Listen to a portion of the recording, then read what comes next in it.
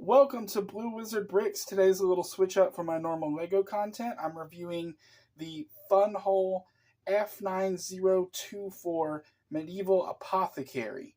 And I bought this set with my own money. This is not a sponsored review. I saw this one, the typical price, I think it retails for $79.99.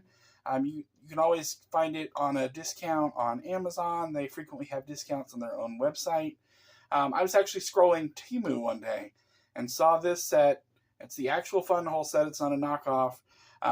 For $46 and like 53 cents, which is, almost half price. So I snagged it up really quick because I've been looking at it for a while, and I thought that is a fantastic price. I've had it here at the house for a little bit in the box. I recently put it together, and I thought it'd be interesting to show it off here on the channel. So first of all, this is 1,470 pieces. They have it listed as a 12 plus set. This is one of their earlier medieval sets, but I still think it's a fantastic build, and we're going to take a look at it. If you don't know about Funhole, the difference with Funhole is that all of these sets are lighted in some way. They come with a light kit that you install while you're building. So let's jump into this one. All right, and first up, they do have their own minifigures. Now, most LEGO enthusiasts probably won't care about these because they don't care about them unless they're actual LEGO figures. They do have some value on their own, I feel. The first one is the Apothecary here. And if the camera will focus, you can get a good look at him. He's got a nice hairpiece. He's got a nice face print under that beard. Good printing on the torso. And no printing on the back, no printing on the legs. The legs do move. As you can see there, you can pose those. The arms move as well. Now, the arms are a little different, and it takes some getting used to.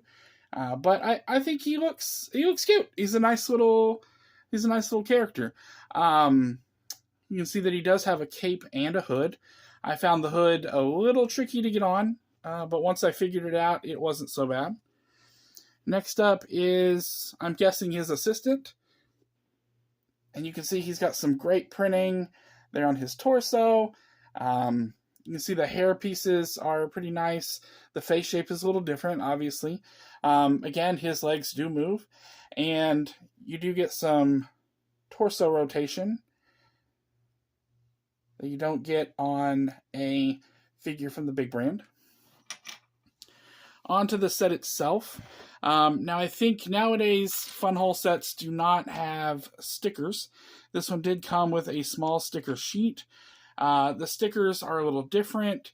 They're like transfer stickers, so you take it off, you put it on, and then you peel a thin layer of plastic off on the top. They went on pretty easy once, except for the first one. It took me that first one to get the hang of it. Once I got the hang of it, applying the stickers was easy. And like I said, I do believe now they don't have stickers. Everything's a print. But in this, we do have a few stickers. You can see we do have a few animals. We have a black cat with blue eyes. And we do have an owl up here on the eaves of the roof. So we do have 3 levels. Outside we have a garden. You can see some plants. You can see some stones leading up to the front door. We do have a little plant border, a little garden box there. And then if you turn this, we got some more plants. And then we have a small little tent, hut kind of thing. I'm not sure what it's supposed to be. That does open a little bit so you can see inside. There is a little flame piece. And then, don't know if you can see it, but in there is some of the wiring for the light kit. Now, when you have this closed, you don't really see it. Spinning it around, we do have the light box back here. Inside the battery box, we have 3 AA batteries. I believe you can also plug in the USB connection straight into a power bank, or if you have a USB to wall adapter, you can do that as well. You can see some of the techniques. We do have some wiring going down the side. Now, this isn't the best to me, but this is the most exposed wiring that you're going to see. Most of it is very well hidden, except for down this back wall, but I'm assuming that the way it's displayed, that would most often be towards the back. I think the best display angle is something like this. You could even do head on. But I like this. You get a view of the front door, the more detailed side, the garden, the gardener's hut, or whatever. So I'm going to take part of this off so that we can see the interior. All right, and I've separated the first story from the second and third. One note, when you're removing the floors like that, there is a connection right here, a touch connector that will illuminate the top floors. What you want to be careful of is, because the clutch power, don't take it this way.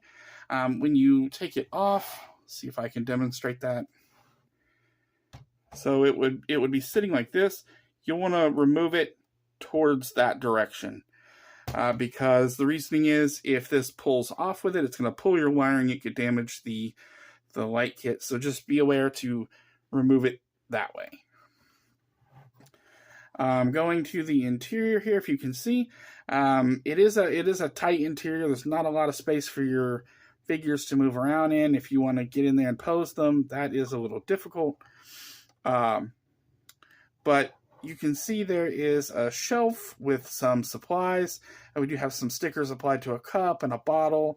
We do have a bowl, some various containers. We have a container here as well. There is a sort of scale here, brick-built scale. We do have 2 candle lights. We have what appears to be a scroll or a book there. That is a sticker, and that's the one that I messed up on. And then if I can spin it around and lift it up, you can see the other side of the interior. And see, there's a window, there's a ladder, and that's it for the first floor. Next up, we're going to look at floors 2 and 3. All right, and we're back with our look at the second floor. So interestingly, with the second floor, it is a little different. We do have a large back panel that you can open up there, and I will show the inside. We have another scroll on a stand. We have another ladder leading up. We have, looks like some herbs or something hanging from the roof, along with a lantern.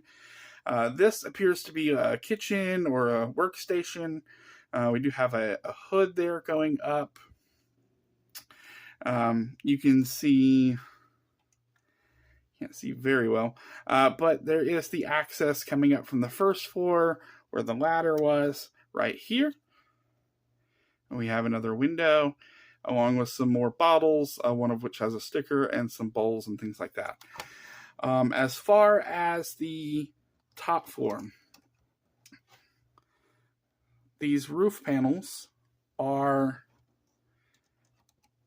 made almost together. The easiest way I found is to pop off this, see if I can get it, this brown piece right here, and then you can lift the entire roof out. And you can see inside floor number 3. And here we have a bedroom. Looks like we have a writing desk. There is another stickered element. We do have like a pen quill. We have a bed. We have a fireplace. And then you can see another set of lights there representing a chandelier. So I'm going to put this back on, and I'm going to light it up so you can see how that looks. So I was going to put the floors back on and then light it up, but I thought I should show you the first floor lit up without those on. And here is the first floor. You can see the candles light up. We do have some lighted elements outside as well. We have a torch on the outside, and then we have the flame inside the hut. And then inside the front door, we have a nice little lantern in the entranceway. And you can see how that illuminates the first floor. All right, let me put the other floors back on, and we'll take a look at those.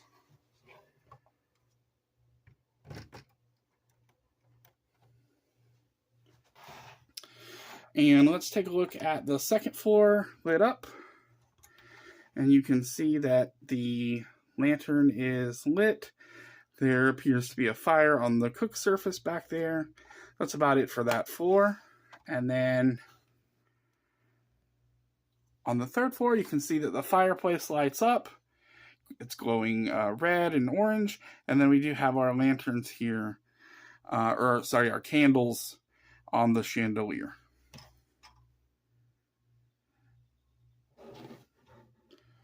So I'm going to pop this roof panel back on, and then we'll get the whole thing lit up on its own. The panel does slide right back in there. Pop that piece back on. And here is the whole set. I'm going to turn the light off so maybe you can see a little bit better how this lights up. You can see the light coming through the windows. It's very nice. So my thoughts on this set as a whole, the building techniques were tricky in places. Definitely for me, what took the most was setting up the lighting elements. A lot of those are done initially on the bottom portion of the set. You're just kind of laying the groundwork for all the wiring. So with this set, I thought the brick quality was good. I thought that the building techniques were fun. The look of it overall is very good. I love this sort of Tudor style, but it's almost a fantasy Tudor style. I really like that. Some of the parts usage was really good. I didn't mind the stickers. You can see there's one right there. I didn't mind those at all. I like that it lights up. It creates a nice sort of ambiance with the set. It looks even better when there's when the lights are off. You can see the lighting even better. And then the manual, let me grab that really quick. The manual is nice quality, nice thick paper, and all of the steps are very easy to follow. They show you which pieces are going where, and they have them outlined in red so you can see where that piece is going and where you need to place it and all of that. Very nice manual. The lighting kit comes in its own box, which looks like this, and they give you a pair of tweezers. I don't have those on me right now, but they're nice metal tweezers that really help you place those lighting elements. If you have big fingers like mine, or even just because of the way the lighting goes, those tweezers really help to place those wires in just the right spot to get the connectors on there. And yeah, that's it for this set. Tell me what you think about this one, and like the video, leave a comment, subscribe to the channel, and I'll see you next time.